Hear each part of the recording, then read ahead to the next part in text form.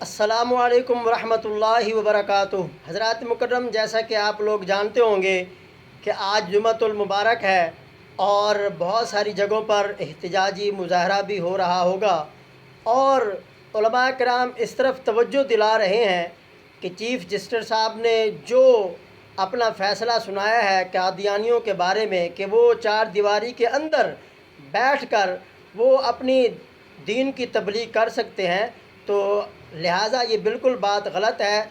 जिस तरह कादियानी काफिर हैं तो हमारे कुरान पाक की तफसीर वो नहीं कर सकते, क्योंकि जब हमारे नबी का वो कलमा ही नहीं पढ़ते तो वो काफिर ठहराए और वो मुसलमान ना हुए।